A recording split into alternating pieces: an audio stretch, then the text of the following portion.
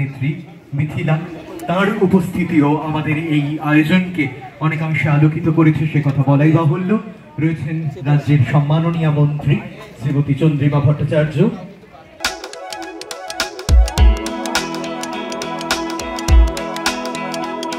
শরৎচন্দ্র চট্টোপাধ্যায়ের জনপ্রিয় গল্প অভাগীর স্বর্গ অবলম্বনে তৈরি করা এই সিনেমা আমাদের প্রত্যেকের জানা ঘটনাকে নিশ্চয়ই ভিন্ন আঙ্গিকে উপস্থাপন করবে।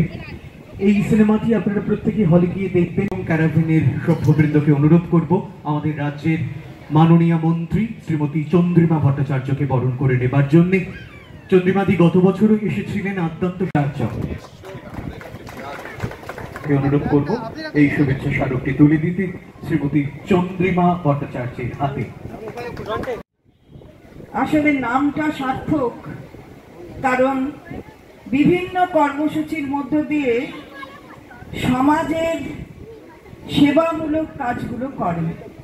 তাই সমাজসেবীকে, পুরো সমাজসেবী টিমকে আমি অভিনন্দন জানাই যে বছরের বিভিন্ন সময় বিভিন্ন কাজের মধ্য দিয়ে সমাজের মানুষের পাশে থাকার বার্তা তারা পৌঁছে দেয়।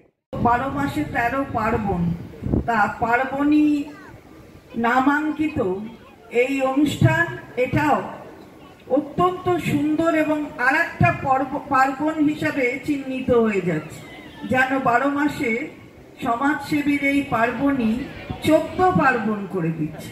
তো আজকে তাই অনেক কৃতজ্ঞতা, অনেক ধন্যবাদ।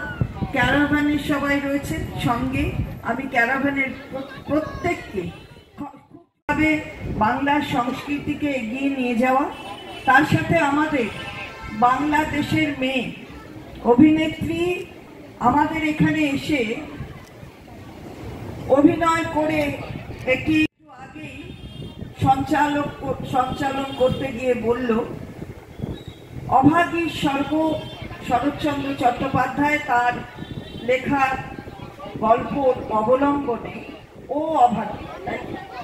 ও অভাগী সেই চলচ্চিত্রের নায়িকা মিথিলা, তাই তো? মিথিলা, আমার ভালো লাগে যে ছোট ছোট ছেলেমেয়েরা এইভাবে সংস্কৃতির বিস্তার করে এবং আমাদের যারা পুরোধারা রবীন্দ্রনাথ ঠাকুর, নজরুল ইসলাম, শরৎচন্দ্র চট্টোপাধ্যায়, তাদের লেখা পড়ে আজকের ছেলেমেয়েরা, আর তারপরে তার চিত্রায়ন হয় কখনো এই ধরনের অভিনয়ের মধ্যে দিয়ে, কখনো পার্বণীর এই মঞ্চ থেকে। আমার এটা মনে হয় যে আমরা যারা প্রবীণ জায়গায়, অর্থাৎ বয়সের নিরিখে প্রবীণতার জায়গায় পৌঁছে গেছি, তারা হয়তো রাস্তাটা আমরা ঠিক করে তৈরি করতে পেরেছি, যার জন্য এই প্রজন্ম ওই সংস্কৃতির রাস্তাটা ধরে এগিয়ে নিয়ে যাচ্ছে সারা বাংলাকে। সেটা এপার হোক আর ওপার হোক, কাঁটা তারের বেড়া কোনো এপার আর ওপারকে কখনো বিচ্ছিন্ন করতে পারেনি, আজও বিচ্ছিন্ন করতে পারে না। তাই অনেক অনেক শ্রদ্ধা জানাই।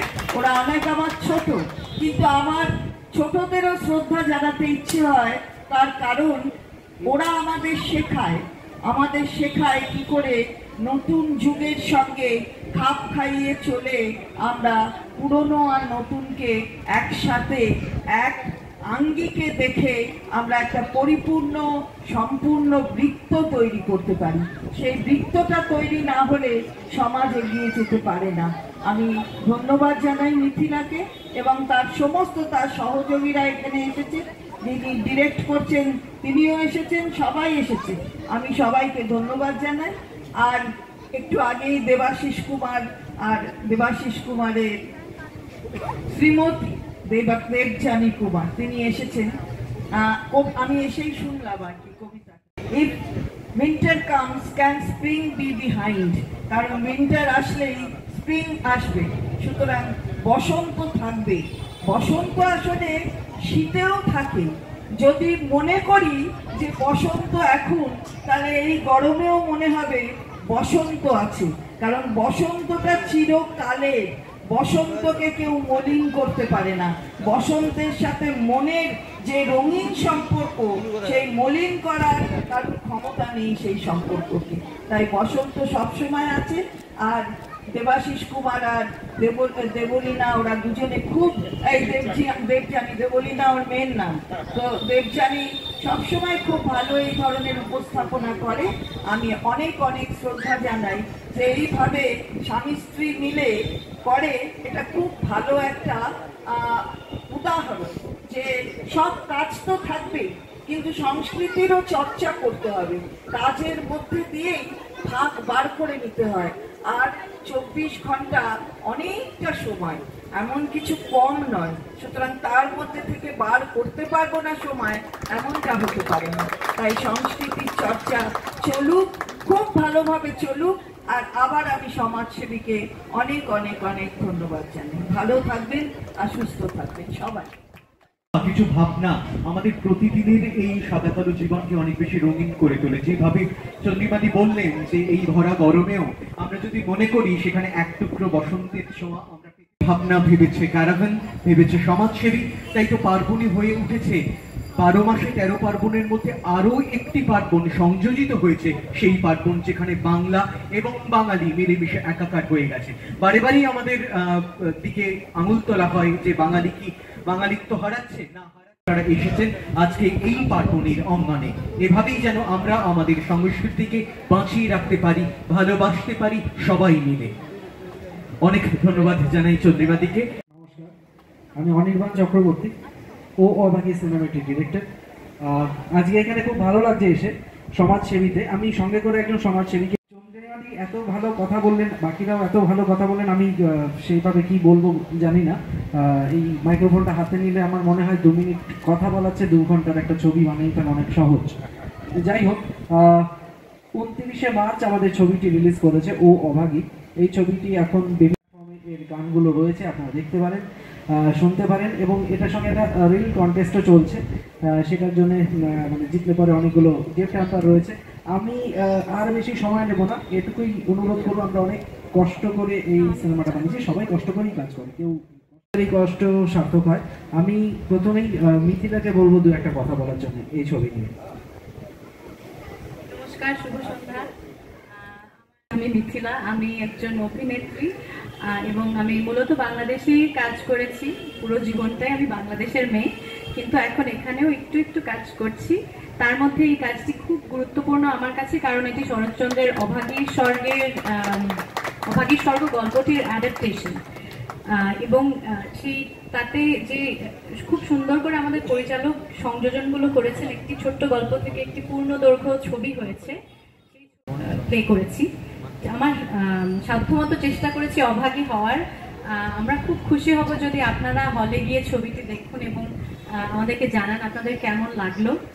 কারণ আমি জানি যে আমরা অনেকেই অভাগীর স্বর্গ গল্পটি ছোটবেলায় পাঠ্য বইতে পড়েছি এবং এই গল্পটি অনেকের মনে গেঁথে আছে। তো আপনারা গিয়ে উনি একজন পেশায় চিকিৎসক, কিন্তু সিনেমা জগতের সাথে ওতপ্রোতভাবে জড়িয়ে আছেন। এই মানুষটি অক্লান্ত পরিশ্রম করেন ডাক্তার হিসেবেও জেলায় জেলায়, এবং ইনিও সমাজসেবী অত্যন্ত উঁচু স্তরে। প্রমিতা, খুব মিডিয়া সাইড, এবার তোমার কাছ থেকে কিছু শুনে নেব। আজকে এই শুভ সন্ধ্যা থেকে একটু বিচ্যুতি ঘটেছে, কিন্তু আমি সেই জিনিসটা আবার নাড়া দিচ্ছি। কেননা যদি দেখা যায় যখন যে সময় মানে বঙ্কিমচন্দ্র এবং রবীন্দ্রনাথ যে সময় এক মধ্যগগনে ছিলেন, সেখানে একটা সময় সেই একটা সাহিত্যিক যিনি নিপীড়িত বঞ্চিত মানুষের কথা বলতেন, তিনি হচ্ছেন শরৎচন্দ্র। মানুষের মনের কথা বলতেন, সেই জন্য তিনি কথাশিল্পী। এবং যদি দেখা যায় যে কোন সাহিত্যিকের গল্প নিয়ে সবচেয়ে বেশি ছবি হয়েছে বিভিন্ন ভাষায়, সেটাও কিন্তু শরৎচন্দ্র চট্টোপাধ্যায়। কিন্তু বাঙালির মনের কাছের গল্প অভাগী স্বর্গ, যেটা ম্যাডাম বলছিলেন যে আমার টেক্সট বুকে পড়েছি, সেটা কিন্তু আনটাচ ছিল। আমার মনে হয় আমাদের সামনের জেনারেশনকে দেখানো উচিত কি সাহিত্য কি, সংস্কৃতি কি। এবং অভাগী স্বর্গ প্রথম এই ওয়ার্ল্ড সিনেমাতে বিগ ফেমে এলো আমাদের দ্বারা। তো আমরা আপনাদের আশীর্বাদ চাই, ভালোবাসা চাই। আসুন ছবিটা দেখুন। আর সমাজসেবা নিয়ে কথা হচ্ছিল, একটুখানি আমি বলি। আমার একটা গ্রাম বাংলাতে বাচ্চাদের হসপিটাল আছে, শুশ্রূষা, সেটা গ্রাম বাংলায় প্রথম বাচ্চাদের হসপিটাল। আমি লাগোয়া 8খানা গ্রাম অ্যাডপ্ট করেছি, যেখানে সমস্ত গ্রাম বাচ্চাগুলোকে বিনা পয়সা দেখি। আমি একটা অরফান হাউস চালাই এবং এই ছবির লভ্যাংশ দিয়ে যেন 8 টাকা না আমি 80 টাকা অ্যাডপ্ট করতে পারি। আর ইস্টক চাইল্ড হেলথ যেটা বাক্সাখালী যে হসপিটালটা আছে, ওখান থেকে আমি ডাক্তার তৈরি হয়েছি, ওই হসপিটালে আমি একটা ওয়ার্ড বানিয়ে দেবো আমার বাবার নামে, যেন কোনো শিশু অভাগীর মতো বিনা পয়সা বাড়ানো যায়। তো আপনারা আসুন, হলে দেখুন, তবেই আমার সামনেটা পূরণ হবে, সমাজের উন্নতি হবে। এই প্রেক্ষিতে বলে দিয়ে আমাদের থিম হচ্ছে মাই হেলথ মাই রাইট। এই যে প্রবীদা বললেন যে কোনো অভাগী যেন চিকিৎসার অভাবে যেন মৃত্যুবরণ না করে, there should not be any indignity in death. এবং এই কাজটা, এই মেসেজটা যদি আরো জনে ছড়িয়ে যায়, আমরা সত্যি নিজেদের ধন্য মনে করব। আমি এই সুযোগে ছোট্ট করে আমাদের নাম ঈশান মজুমদার, আমি একজন পেশাগত অভিনেতা এবং আমার আরেকটা ফ্যামিলি হচ্ছে সমাজসেবী। কেননা আমি বেশিরভাগ সময় এসে আমাদের একটি ছবি নিয়ে বলার জন্য একটু সুযোগ পেয়েছি। আপনারা প্লিজ সিনেমা হলে গিয়ে ছবিটা দেখবেন। মিথিলা ফাটিয়ে অ্যাক্টিং করেছে, ওর জন্য একটু জোরে হাততালি হয়ে যায়। অনির্বাণ খুব ভালো ডিরেকশন দিয়েছে, ওর জন্য জোরে হাততালি হয়ে যায়। কৃষ্ণ দারুণ দারুণ অভিনয় করছে, ওর জন্য হাততালি হয়ে যায়। আরে আমি কিন্তু খারাপ, এই কাঙালি ফাটিয়ে দিয়েছে, কাঙালি হাত তোলো। মা ছেলে দুজনে ফাটিয়ে দিয়েছে, সবাই ভালো করেছে। আপনারা সবাই ভালো, আপনারাও ভালো হাততালি দিচ্ছেন, একটু জোরে হাততালি দিন। এই কমিক এলিমেন্ট না থাকলে লাইফটা না খুব স্ট্যাগনেটেড হয়ে থাকে। থ্যাংক ইউ সো মাচ, ভালো থাকবেন, ভালো রাখবেন। আমি দিচ্ছি কৃষ্ণকে। বড়দের কথা শুনতে হয়। আপনারা আসুন হলে, এবং আমরা তো ভালো করেছি, আপনারা যদি হলে আসেন তাহলে আরো ভালো হবে। প্লিজ আসুন, অভাগী চলছে, আপনারা অভাগীর সঙ্গে থাকুন এবং দেখে সোশ্যাল মিডিয়াতে লিখুন যাতে এই ছবিটা আরো প্রচার পায়। Thank you. বন্ধু রাষ্ট্র বাংলাদেশের অত্যন্ত প্রীতি এবং শিল্পী, সে কথা নতুন করে বলার কিছু